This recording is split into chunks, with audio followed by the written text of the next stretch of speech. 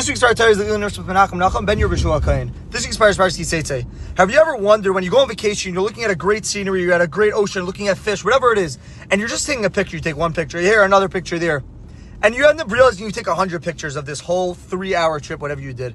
And then you get back to your house and you think to yourself, like, I don't even remember the actual moment of me looking at this or me going swimming or whatever it is. All I have is the pictures, the memories that I'm going to have for 5 years I have. But in the moment, I never realized. Why? Because I never lived in the moment. It says in this week's Parshas Ki Seitzei, when you go to war, it says, this is Mefarshim say, it's referring to Eishes Yefas Torah, meaning that a lady that gets captured, anyone who captures her back is able to go and marry her. The question is that if it's talking about Eishes Yefas Torah, a lady that got captured, why does it specify La Milchama, that they went to war? Obviously they're going to war if they're captured, if a lady got captured, right? So the answer is, the Orach Chaim answers a fascinating answer. He says, you're right, 100% we know that they went to war. It doesn't have to say that. But what is this coming to teach us? It's coming to teach us that when someone goes to war, it's a mitzvah to go to war, right? And some people can get carried away because by war, it's mutter not to do anything, but it's mutter to take anything usher. Everyone's going to be thinking about the money that they're going to get, the hostages they're going to get, the cattle, every single thing. And before they know it, they're going to get carried away. They're just going to be thinking about all these things and they won't actually do the right mitzvah. They won't do the mitzvah of the war.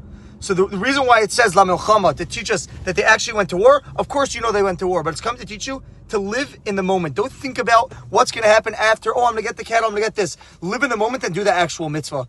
Like you see it sometimes. It happens to me also. I'm on vacation and I'm by a restaurant and all I'm talking about is, or happens to most people, not myself, okay, it could be it does, but all we're thinking about is what are we doing next? Where are we going next? What's the next trip? I know we're here now, but what are we doing next?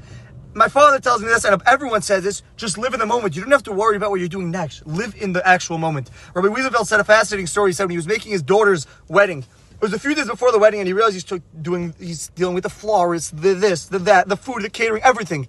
And someone called him up and said, you know, you have to just worry about one thing. Instead of worrying about all the money things, this thing, that thing, the chuppah, how this is going to look, what to wear and everything, just remember your daughter is getting married.